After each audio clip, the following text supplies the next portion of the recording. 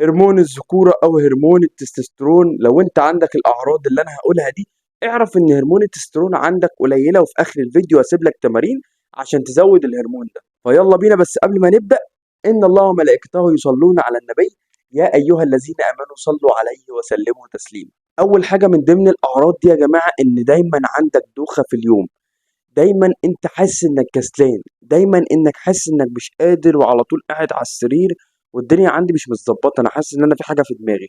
نقص هرمون التستوستيرون بسبب نقص فيتامين. تاني حاجه بقى، لو انا عندي شراسه في اكل السكر، بقى دايما بيبقى نفسي اكل سكريات بطريقه مش طبيعيه، غير ان انا لازم او مقتنع ان انا لو كلت سكر هبقى اتحسن، وده برضو من اسباب نقص هرمون التستوستيرون. تالت حاجه، لو انت على طول بقى بتاكل اكل في اليوم مليان دهون، وبتاكل اكل مليان زيوت، او بتاكل الاكلات دي كلها من بره، ما بتنظمش اكلك او اكلك مش صحي. كمان في حاجه مهمه جدا وهي عضلاتك بتبقى ضعيفه.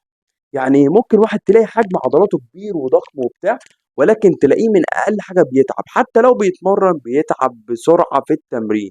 طب ايه الحل؟ ان انا هسيب لك في اخر الفيديو تمارين تعملها في الجيم او تعملها في البيت، تمارين هوائيه عباره عن كارديو، بتعملها بتظبط لك الدنيا، بتحركك شويه، بتخلي حتى حرقك يتحرك شويه عقبال ما انزل لك الفيديو الاساسي. بس كده، فهسيبك مع التمارين، بس ما تنساش اهم حاجه لو الفيديو عجبك انك تعمل اشتراك في القناه عشان تتفرج على الفيديو التاني، وما تنساش اهم حاجه انك تعمل لايك للفيديو، وما تنساش اهم حاجه بجد انك تصلي على النبي.